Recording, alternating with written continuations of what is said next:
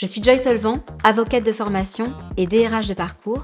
J'ai cofondé Bleu Samouraï, un cabinet pluridisciplinaire dédié au traitement des alertes professionnelles, en parallèle de son accompagnement des CSE et salariés.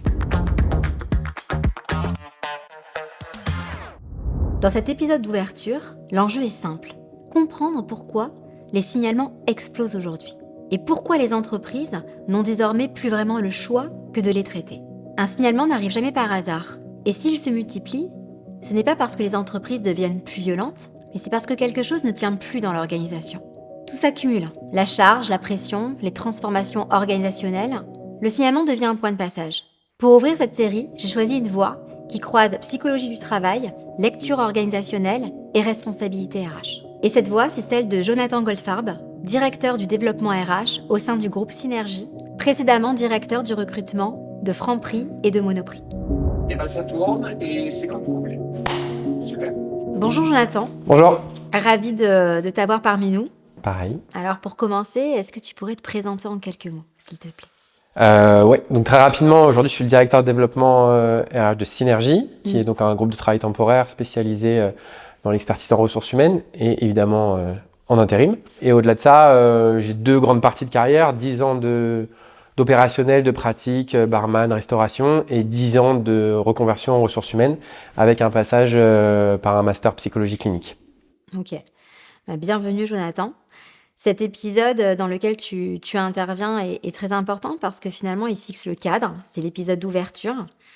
Pourquoi les signalements explosent aujourd'hui et pourquoi les entreprises sont obligées d'adresser ce sujet. Donc, peut-être que la première chose qu'on peut rappeler dans cet épisode, c'est qu'est-ce qu'un signalement ? Un signalement, ça peut être quelque chose qui peut être à l'oral, formulé à l'oral, à l'écrit. C'est toute information que n'importe quel collaborateur, que ce soit un manager ou une personne qui se fait manager, peut rapporter sur des faits problématiques.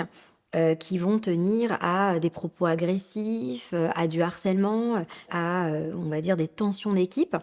Maintenant, tout signalement n'est pas pour autant harcèlement. Et donc moi, la première question que je voudrais qu'on aborde tous les deux, c'est ce qui frappe aujourd'hui, c'est le fait que ces signalements explosent, se multiplient dans les entreprises, dans les organisations. Mais pour autant, même si ce sont des faits aujourd'hui qui se multiplient, ces sujets restent très difficiles à aborder. C'est comme si c'était même un peu tabou. C'est difficile pour les organisations de les regarder en face. Donc pourquoi, selon toi, on assiste aujourd'hui à une multiplication des signalements ? Alors effectivement, déjà c'est bien que tu rappelles que ça peut prendre plein de formes différentes. C'est un sujet qui est très sociétal aujourd'hui. On est dans une culture de la parole qu'il n'y avait pas forcément avant. Pendant très longtemps, on a été sur une culture finalement assez patriarcale dans les sociétés, avec cette façon de gouverner qui était très top-down et où la place de la parole du collaborateur était finalement assez limitée. Aujourd'hui, avec tous les outils qui permettent de développer cette question de comment s'exprimer et comment redonner vraiment du sens à la parole des employés, on observe avec ça un phénomène évidemment d'explosion des signalements, mais aussi d'employés qui donnent leurs avis, de salariés qui se prononcent sur leurs conditions. Évidemment aussi, ça rentre dans un enjeu beaucoup tout ce qui est valeur, marque employeur, parce qu'aujourd'hui, ce qu'on veut, c'est quand on retrouve une entreprise, c'est de s'y sentir très bien. Et la seule façon de savoir qu'on s'y sent bien, c'est certes, il y a le discours corporate, mais il y a aussi et surtout le discours des salariés, avec lequel avant, on n'était pas forcément très familier. Donc je pense qu'aujourd'hui, il y a cette dynamique-là qui est assez forte. Et aussi, il y a les générations. Ouais. On est dans une logique génération où on n'est plus sur la génération je me tais, la génération silencieuse qu'il pouvait y avoir auparavant, et je fais mon travail parce que c'est toute ma vie.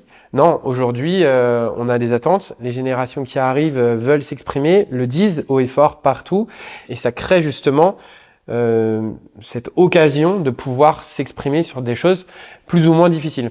Mais on l'a sur toutes les dimensions aujourd'hui. Est-ce que tu penses que la valeur travail a disparu ? Parce que tu parles justement de ce conflit finalement un peu générationnel. Est-ce que ça veut dire qu'aujourd'hui, les salariés sont moins impliqués dans leur travail ? Je pense pas qu'elle ait disparu. Je pense qu'elle est toujours aussi importante pour tout le monde parce qu'elle fait société et qu'elle structure aujourd'hui la pyramide sociétale. C'est-à-dire qu'on a des besoins de Maslow primaires à assouvir et forcément le travail permet de le faire. Pour autant, aujourd'hui, je pense que dans la valeur travail, elle est transformée. Où finalement, là où on mettait toute sa vie dans le travail, aujourd'hui, c'est quand même relativement parallélisé avec une vie perso, un équilibre plus profond. Et quelque part, ça ne veut pas dire qu'on y met moins d'implication, mais peut-être une intensité plus courte. Ouais. Ou alors sur des moments sur lesquels ça va varier, on va donner beaucoup d'émotions et beaucoup de motivation à un moment, et puis à un autre, pas du tout. Et quelque part aussi, elle va être beaucoup moins acquise. Je pense que cette valeur de travail, avant, elle était présente et elle restait tout au long de sa vie. Aujourd'hui, elle se gagne au quotidien, en fait. C'est-à-dire que on doit sans arrêt séduire, on doit sans arrêt faire comprendre quel est le sens du travail, En fait, c'est une séduction constante. Et elle se renouvelle. C'est comme si chaque jour, tu devais renouveler complètement l'intérêt des gens à faire leur travail. Ouais. Et puis en plus, je trouve que... Alors ça, c'est très important ce que tu dis. Et en même temps, à côté de ça, parce qu'on parle d'évolution de société, hein, à côté de ça, il y a aussi, et je ne sais pas si toi tu le ressens dans ta fonction, c'est que les salariés, les collaborateurs en général, ont une connaissance un peu plus accrue de leurs droits. Ils savent un peu plus comment ça marche, comment les rapports de travail fonctionnent. Tu as beaucoup aujourd'hui de médias qui véhiculent aussi tout ça. Donc, qu'est-ce que tu ressens, toi ? C'est vrai que c'est assez drôle, mais comme anecdote, il y a une vulgarisation juridique. Hein, c'est-à-dire que maintenant, le droit du travail est beaucoup plus accessible. On a vraiment accès aujourd'hui, et aussi avec l'intelligence artificielle, avec lequel il faut prendre évidemment des gants, aux réformes du droit du travail et aux droits des collaborateurs. Et moi, ça me fait penser que assez récemment, il y a eu des sujets sur les congés payés, mais aussi sur des sujets sur la protection des lanceurs d'alerte et tout ça. Et à partir d'un moment où ça a été vraiment vulgarisé et diffusé, on a aussi ce phénomène où nos collaborateurs viennent nous voir en disant j'ai vu que j'avais le droit à ça, comment je peux en bénéficier ? Et cet accès à l'information, il est beaucoup moins fermé qu'avant. Et forcément, c'est comme une publicité. Enfin, si tu veux, quand tu envoies ça crée de l'appel et ça crée de l'envie. Et donc, il y a derrière un passage à l'acte. Il y a une dernière question que j'ai envie d'aborder sous l'angle de l'évolution sociétale. C'est qu'on assiste aussi... alors, on parle de multiplication de signalements, mais aussi à une multiplication des risques psychosociaux. Et ça, c'est quand même particulier parce que ça aussi, pourquoi, à ton sens, il y a une multiplication des risques psychosociaux ? Est-ce que c'est un changement de prisme ? Déjà, je pense que pour moi, le signalement, c'est quand même, on va dire, un témoin du climat psychosocial à l'intérieur d'une société. C'est-à-dire que, alors c'est peut-être pas systématique, mais plus il y a de signalements quelque part, plus il y a de risques psychosociaux. C'est souvent assez lié finalement. Et aujourd'hui, je pense qu'on a des risques psychosociaux qui se développent de par le fait que déjà, contexte économique compliqué, mais également aussi, quand tu as un contexte économique compliqué, tu as tendance à réduire ton personnel parce que tu veux économiser sur tes frais de fonctionnement. Et quand tu réduis le nombre de staffing, ce qui se passe, c'est que ça reverse la charge sur d'autres personnes parce que des personnes doivent plus travailler. Et donc forcément, dans une logique où on se dit qu'on travaille plus intensément, mais dans une durée plus courte, ce que ça crée des surcharges. Ça crée des fatigues professionnelles, ça crée du stress. Et le stress plus la surcharge conduit aussi à une moins grande efficience. Donc, s'il y a une moins grande efficience, il y a moins de production. Et finalement, c'est un cercle vicieux, puisque les managers, eux, doivent produire de plus en plus. Et on est dans une dynamique comme ça qui devient négative. Et avec ton prisme, non plus de psychologue du travail, mais vraiment de directeur du développement RH, tu le constates toi aussi, ce changement de prisme, c'est-à-dire qu'on ne parle plus aujourd'hui d'un salarié stressé, mais plutôt d'une organisation qui n'a pas su répondre au stress de ce salarié. Complètement. Enfin, toutes les boîtes que j'ai faites, si tu veux, c'était quand même des grosses structures, mais qui fonctionnent en succursale, que ce soit dans le retail ou que ce soit aujourd'hui dans le travail temporaire. Tu as des petites structures d'agences ou des magasins qui finalement sont peu staffés. Et donc, l'organisation fait que c'est peu staffé. Et ça crée beaucoup d'attentes et de pression sur des managers de proximité qui se retrouvent à être finalement au cœur d'un système où ils portent toutes les responsabilités. Ils sont finalement assez peu outillés, autant psychologiquement que professionnellement, parce que c'est souvent des évolutions verticales aussi, de performance, et ça crée finalement ce type de situation où on a des salariés qui sont fatigués, qui sont stressés, qui parfois viennent au travail en reculant. Alors c'est un tableau un peu noir, mais pour autant qui ont besoin de ce travail parce qu'il est particulièrement aussi... c'est la seule chose aussi qu'ils savent faire, et c'est aussi un travail qui a vocation aussi, il ne faut pas le nier, alimentaire, parce qu'on observe aussi beaucoup de problèmes à risque psychosociaux dans ces sphères-là. Et en fait, tout ça, c'est congruent et ça crée des problématiques comme ça. Donc moi, je pense qu'effectivement, l'organisation, si elle ne met pas en place les outils et les leviers qui sont nécessaires par anticipation, en traitant cette logique psychosociale, mais en traitant aussi cette logique de témoin par les signalements, oui, on arrive à ce type de situation. Alors, ce que tu décris là, ça dépasse largement des situations individuelles, hein, parce que finalement, on voit que c'est du collectif, c'est pas forcément des situations individuelles ou isolées.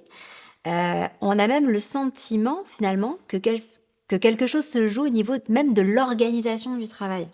Comme si, finalement, le système, il n'arrivait plus du tout à contenir, aujourd'hui, ce qu'il pouvait contenir auparavant. Alors, selon toi, ça c'est mon autre question, c'est les organisations actuelles qui sont en hypercroissance, en surcharge, même en restructuration, quand tu as des fusions, acquisitions au sein de groupes, est-ce que ça va fragiliser ce mécanisme de régulation et même exposer davantage les salariés aux risques psychosociaux? Alors, si on va dans une logique un peu, effectivement, pragmatique ou disons réaliste, effectivement, on va pas vers du mieux. Parce que, selon moi, ce qui est en train de se passer, c'est que on a des collaborateurs qui sont de plus en plus en attente d'outils, de bien-être, de conditions de travail positives. On a en face des organisations qui sont de plus en plus contraints par les conditions économiques, par la concurrence internationale, par tout un système qui aujourd'hui est le nôtre. Et finalement, la rencontre des deux est assez difficile à réaliser, parce que là où on va avoir des collaborateurs qui vont avoir des attentes où tu es confortable, tu as finalement tout ce que tu attends dans une boîte, et à côté des contraintes économiques, la rencontre, elle se fait pas. Et le système, il va de plus en plus vers cette dynamique où on va mettre les collaborateurs dans une pression constante. Et en même temps, ces collaborateurs ont la possibilité et le droit de le dire de plus en plus. Et surtout, c'est même un peu plus pernicieux que ça, parce que les sociétés, et en général les directions, veulent que les collaborateurs s'expriment. Ouais. Mais c'est à double tranchant. Et je trouve que ce qui est compliqué aujourd'hui aussi, c'est que, notamment post-Covid, tu vois, toutes ces nouvelles formes d'organisation du travail, avec le télétravail, elles ont parfois aussi fait disparaître des éléments de proximité. Là où peut-être plus d'espace où tu pouvais cerner les failles, les faiblesses. Et finalement, est-ce qu'aujourd'hui, c'est pas devenu même plus compliqué? Tu vois, pourtant, c'est ça, hein, c'est tout le paradoxe, c'est qu'à la fois, on essaye de s'outiller pour répondre à tout ce qui est risques psychosociaux, mais en même temps, l'évolution de la société, est-ce qu'elle ne nous freine pas non plus, avec ces nouvelles formes de travail, à ne pas créer de cohésion, ou justement à fragiliser cette cohésion? Alors oui, déjà, quand tu es en présentiel, effectivement, les signaux faibles, tu les vois plus facilement. Le manager, il peut repérer justement les émotions, on va dire, même si c'est un gros mot, des collaborateurs, et savoir un peu distinguer là où ça devient problématique et là où ça l'est moins. Aujourd'hui, avec le télétravail, effectivement, c'est plus compliqué. Le télétravail, mais aussi le travail éparpillé, puisqu'aujourd'hui, on a des managers qui gèrent des collaborateurs qui sont aussi géolocalisés ailleurs que sur les fonctions centrales ou sur les sièges. Mais on a également aussi des nouvelles formes de travail, que ce soit le management de transition, que ce soit les collaborateurs auto-entrepreneurs qui sont dans des formats un peu hybrides. Tu vois, par exemple, Il y a des sociétés qui proposent des collaborateurs parce qu'elles sont mieux rémunérées sur des formats un peu plus flex, mais qui créent aussi beaucoup de précarité. La précarité crée des risques psychosociaux. Après, il ne faut pas oublier non plus que c'est qu'une toute petite partie de la population qui a le droit au télétravail. C'est-à-dire que l'industrie, le BTP, le retail, la restauration, tout ça, ils n'ont pas le droit au télétravail. C'est vrai, tu le vois bien, parce que c'est vrai qu'autant dans des environnements très tech, c'est la norme, autant, comme tu dis, dans d'autres secteurs d'activité, c'est même pas... C'est pas du tout, c'est pas légion. Utilisé, quoi. Ouais. Et ce qui est intéressant aussi, c'est que pour moi, ça majeure aussi ces problématiques psychosociales, parce que les sociétés mettent de plus en plus en avant leurs avantages, donc télétravail, flex office, tous ces sujets-là. Et à côté, tu as une partie majoritaire de notre société qui ne bénéficie pas de ça, mais qui voit ce dont les autres bénéficient. Et finalement, tu crées des attentes encore plus fortes sur des organisations qui ne peuvent pas le donner. Je te donne un exemple. Voilà, tu travailles dans un magasin, tu vois que dans les fonctions support, ils sont en télétravail 3 jours par semaine. Toi, tu trimes dans tes boîtes de conserve. Tu te dis, en fait, pourquoi moi, j'ai pas le droit à ça? Et en fait, en créant cette possibilité, tu crées une frustration puisque tu ne l'auras jamais. C'est ça. Et là, l'attente que tu avais, où tu pensais avoir un bien-être et un équilibre au travail, ça vient de donner une notion de ce que les autres ont et de ce que toi, tu n'as pas. C'est très intéressant ce que tu dis, parce que ça renvoie directement à un autre épisode dans lequel Eric Gras intervient et où on parle de la résonance de la marque employeur. Et justement, tu vois, c'est intéressant parce que du coup, vu qu'il y a cette frustration qui se crée par rapport à ce qui est fait ailleurs et ce que un salarié, lui, va avoir dans son entreprise, comment tu arrives encore à attirer des profils qui ne vont pas bénéficier du télétravail, du flex office, qui vont être très loin de ces avantages qui sont prônés dans d'autres secteurs d'activité. Comment tu fais ? C'est super difficile, très honnêtement, c'est super difficile parce que concrètement, ce qui est en train de se passer aujourd'hui, c'est que on a des gens qui ont besoin de travailler, et qui ont des expertises nécessaires qui sont assez rares aussi, fondamentalement. Par exemple, je sais pas moi, je pense à un tourneur-fraiseur, un chaudronnier, un plaquiste, qui sont passionnés par leur métier. C'est sur ça que tu vas jouer, c'est-à-dire que tu vas jouer sur la passion, le métier sur la passion, sur l'expertise. Après, pour les fonctions qui ne sont pas des fonctions d'expertise et qui sont un peu plus du tout venant, là, il faut que tu déploies d'autres systèmes, des ascenseurs sociétals, verticales, mais surtout, ça se joue, et moi je l'observe assez régulièrement, dans la microstructure qu'est l'équipe. Donc, le manager avec sa micro-équipe et qui crée finalement ce qu'on attend tous, c'est-à-dire des relations humaines, des interactions sociales, parce que finalement, ce qu'on vient chercher au travail aujourd'hui, c'est aussi beaucoup ça. C'est le contact. On vient moins chercher un manager hiérarchique, on vient chercher un mentor, quelqu'un d'inspirant, mais également quelqu'un avec qui on passe 90% de nos temps, voire plus que sa compagne ou son compagnon. Et on va aller chercher ces relations-là. Et c'est ça qu'il faut essayer de faire transparaître à travers, et attention à ne pas être dissonant, parce que si on vend ça et que ça ne l'est pas, là on a un retour de bâton qui est beaucoup plus fort. Ouais, mais tu vois, c'est ça qui est dur, parce que finalement on est toujours sur cette problématique de l'attente. Et finalement, oui, un salarié, il va rechercher un mentor, il va rechercher une personne inspirante. Je dis salarié, un collaborateur, mais au final, tu vas avoir aussi beaucoup de pression qui vont peser sur les épaules du manager, parce que aussi, et ça sera un autre épisode encore, mais on demande tellement au manager aujourd'hui que même là, tu vois, ça peut créer aussi des risques psychosociaux aussi chez le manager, qui va se retrouver sous pression dans un système dans lequel il n'arrive même pas à trouver toujours sa place. Tu vois ? Il y a une phrase qui est horrible, que j'entends assez régulièrement et qui est vraie malheureusement, qui s'appelle on quitte un manager, on quitte pas une société. Ça met une responsabilité de dingue sur les épaules de quelqu'un qu'on accompagne finalement assez peu, parce que on accompagne, tu vois, les leaders, les C-level, les top leadership, mais les managers de proximité qui ont évolué verticalement dans des structures sur de l'intermédiaire finalement, eux finalement ils sont assez peu outillés, parce leur demande d'être Superman. Exactement. Alors qu'ils n'ont aucun moyen, quoi. Donc, et ça c'est compliqué. Ok.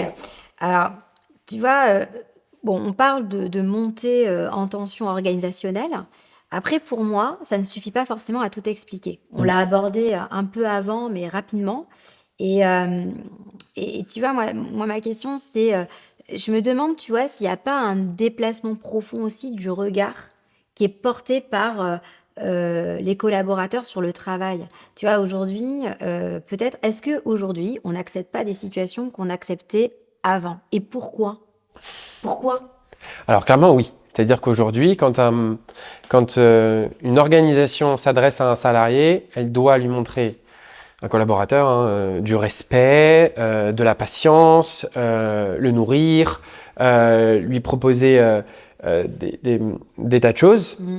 Et les collaborateurs sont avides de ça.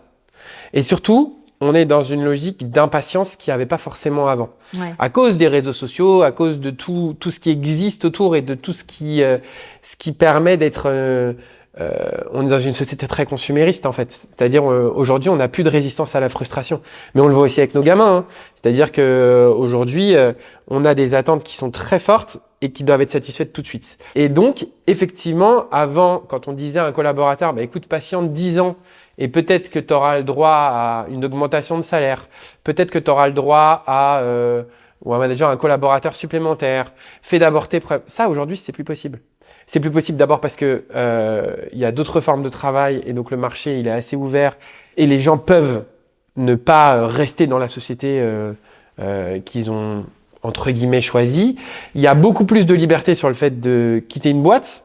Oui. Et donc, il y a une pression qui se crée aussi autour de ça. Il y a beaucoup plus de communication extérieure et de groupes qui se créent sur la comparaison entre les entreprises. Tu vois, des petits groupes WhatsApp, on dit « Ah, moi j'ai ça, toi t'as pas ça. Mais comment ça, tu tolères ça? Mais interdiction. Enfin, pourquoi tu tolères ça? Va faire ça. Alors, je te conseille, va faire ça. » Et en fait, il y a une inversion du pouvoir qui est de plus en plus grande entre... C'est les collaborateurs qui ont le pouvoir aujourd'hui, même si les organisations pensent l'avoir. Mais est-ce que tu crois que c'est notre société qui nous pousse à ça, qui nous conduit à ça? Est-ce Évidemment. que finalement on se retrouve dans une société où on a tendance aujourd'hui à dénoncer tout et n'importe Bien sûr. quoi? Est-ce que c'est même culturel? En France, ça se passe comme ça, mais dans notre pays, par exemple. Qu'est-ce que tu en penses? Alors, évidemment, enfin, il y a des mouvements et qui sont bénéfiques, moi, je trouve, pour la société. Enfin, qu'on parle des mouvements qui sont durs, hein, comme le MeToo, Balance ton manager, Ta start-up? Balance ta start-up, tous ces où on encourage à dire. J'ai aussi un ami qui travaille dans le care candidat, c'est-à-dire aujourd'hui, il faut donner des réponses personnalisées à tous les candidats parce que sinon, ça veut dire que tu les considères pas, ça veut dire que en tant que collaborateur aussi, tu leur accordes peu d'attention. Tu leur manques de respect même. Oui, mais il y a un moment, mathématiquement, c'est compliqué. Tu reçois, je sais pas moi, t'es Carrefour, tu reçois 700 000 CV par an. Comment tu peux dire à un collaborateur, je t'ai pas pris parce que ça? Et oui, forcément, c'est frustrant, forcément, ça crée. Et donc, on va aller le dire. On va aller le dire dans les commentaires, on va aller le dire sur Indeed, on va aller le dire sur Glassdoor, enfin, tous ces plateformes-là. À l'international, on voit exactement le même mouvement qui est en train de se passer parce qu'on encourage les gens à parler. Et c'est bien. Enfin, franchement, fondamentalement, c'est bien parce que ça met les organisations devant leurs responsabilités. Ce qui avant était couvert, ce qui était caché, ce qui était protégé, ce qui était dissimulé, attention, ça existe encore, mais c'est plus difficile. C'est-à-dire qu'aujourd'hui, on peut enregistrer une conversation audio entre un manager qui a passé, je sais pas moi, une journée compliquée, qui peut-être s'est pris une pression de fou de la part de sa direction et qui aujourd'hui est en incapacité émotionnelle à arriver à faire le tampon et va aller se déverser sur un collaborateur. Et c'est no, enfin c'est absolument pas d'accord. Pour autant, il peut être enregistré et demain balancé sur des réseaux. En fait, c'est un système aussi où chacun est en train de s'observer, se dire est-ce que demain je vais pas finir accusé de ci ou accusé de ça et oui, et ça crée un climat de suspicion, un climat difficile. Tu crois qu'à un moment donné, faudra dire stop à ça? Non. Tu vois? Est-ce que jusqu'où ça va aller? Jusqu'où ça va être cautionné? Parce que finalement, alors je déborde un peu, mais ça me donne envie de l'aborder, ce sujet-là. C'est que est-ce qu'il n'y a pas un moment, ça va juste devenir impossible pour des managers, pour même des organisations, de répondre à tout ça et en même temps de se dire: «Bon, bah, on exerce juste notre travail» et en même temps sans tomber non plus dans, le non cautionnable pour protéger, les collaborateurs qui sont victimes, de harcèlement, tu vois, ce juste milieu à trouver, est-ce que tu crois qu'on va comment il va être trouvé à un moment? Parce que bon, je dis pas qu'il n'est pas trouvé, mais comment, est-ce que ça va pas aller de pire en pire? Alors, tout à l'heure, je disais que effectivement, la situation économique fait qu'on va vers quelque chose de plus en plus contraint et assez sous tension. Pour autant, je pense en tout cas ce phénomène de dénonciation massif Ouais. va trouver un équilibre à un moment. En fait, on est passé d'une culture silencieuse où on disait rien à une culture où on peut tout dire. Et évidemment, comme dans tout, en fait, dans tout mouvement, quand on t'interdit de faire quelque chose pendant longtemps, quand on t'empêche d'être libre et quand on t'empêche de... c'est comme quand tu sors d'une dictature. Qu'est-ce que tu fais? Bah, t'exploses Ouais. en termes de liberté, en termes de... quitte à aller dans l'extrême. Et il y a un moment, à force d'avoir de l'extrême, on arrive à une régulation. C'est-à-dire, on se dit, bon, en fait, on a été un peu trop intense là. Avant, on était trop intense ici. Et on arrive à un équilibre finalement assez naturel qui va se passer. Maintenant, est-ce que c'est maintenant ou est-ce que c'est dans 10 ans? J'en ai aucune idée. J'ai envie de croire que l'intelligence artificielle va venir bousculer un peu ces codes-là parce que c'est un autre extrême qu'on est en train de mettre. Puisque tu mets de la robotisation, tu mets de la dépersonnalisation, tu mets de la déshumanisation. L'humain a ses biais et assez problématiques, à savoir peut-être des fois trop de rigidité ou parfois trop de souplesse. Mais pour autant, il a cette espèce d'âme et cette espèce de couleur qui fait que c'est vivant. Et je pense qu'à un moment, à force d'avoir beaucoup de robotisation, on va arriver à tolérer des choses qui étaient avant facilement dénoncées avec un système qui s'ajuste un peu. Enfin, en tout cas, j'espère. Après, je suis pas devant. Mais non, mais c'est intéressant d'avoir ton approche parce que tu es quand même, de formation en psychologue du travail et c'est ça, hein, c'est là où je t'amène, hein. C'est je te pose plein de questions, très sociaux, mais dans ce sens-là. Alors si on focus sur les signalements, quand un signalement surgit, heu, qu'est-ce que les salariés, les élus, les managers vont attendre réellement? Parce que quelque part, il y a quand même une pression sociale et réputationnelle, hein, qui pèse sur l'entreprise. Ouais. Alors déjà, pour moi, il y a déjà des lois, évidemment, et il y a aussi un process à respecter. Comme on disait tout à l'heure, il y a énormément de formes de signalement possibles. Tu as les mails, tu as Integrity Line, qui sont des plateformes aujourd'hui confidentielles et souvent aussi avec la possibilité d'être anonyme.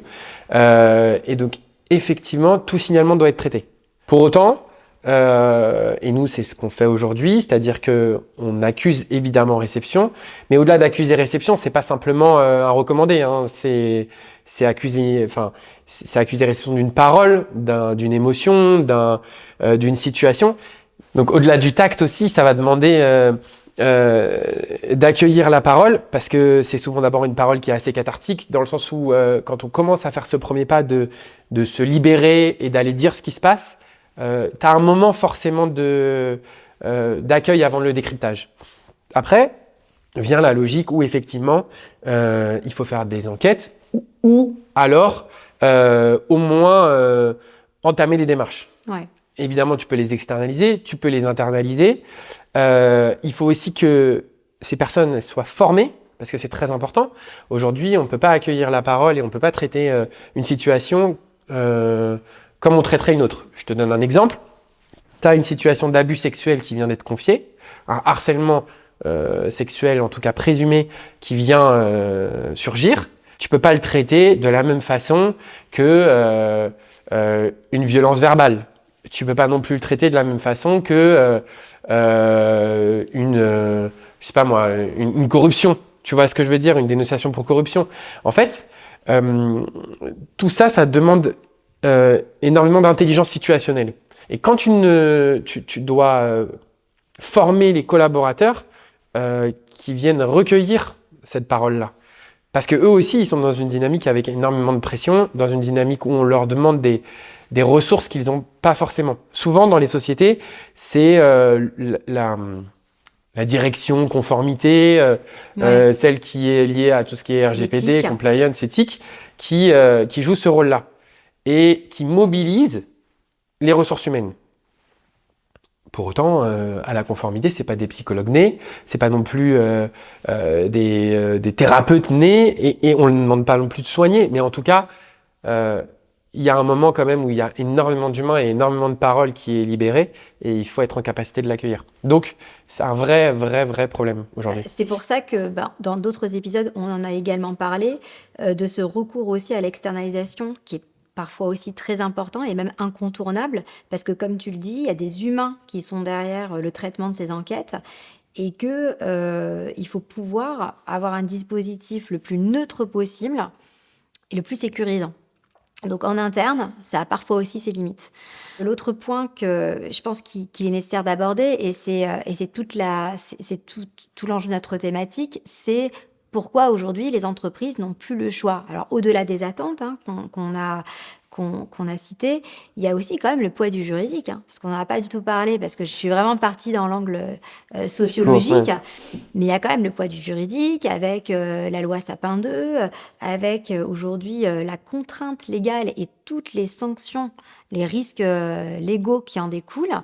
Toi, dans ta fonction de directeur du développement chez Synergie, mais même dans toutes les autres sociétés que tu as pu faire, tu es passé par le groupe Casino, donc Monoprix, Franprix, tu as vu beaucoup de situations, et puis j'imagine que tu es rompu à exercice. Alors, ma question pour toi, c'est que comment tu le ressens justement, ce poids juridique et les sanctions qui en découlent dans ta fonction?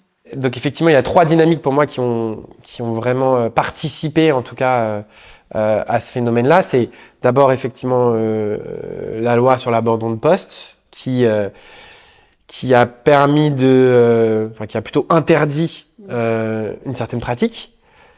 Une autre dynamique, c'est le barème Macron, c'est-à-dire qu'on arrive à sortir, et je suis pas expert de ça, mais je sais qu'en termes d'indemnisation, on est bien plus indemnisé quand on arrive à prouver, entre guillemets, qu'il y a harcèlement. Tu sors du barème, tu sors du plafond, donc voilà. Tu peux avoir des indemnités qui sont beaucoup plus importantes. Ça joue beaucoup. Et la dernière, c'est la protection des lanceurs d'alerte, qui joue aussi beaucoup dans cette situation. Et je pense que, en tout cas, les 3 conjugués ont fait qu'il y ait une explosion, en tout cas, des signalements et de la possibilité de le faire.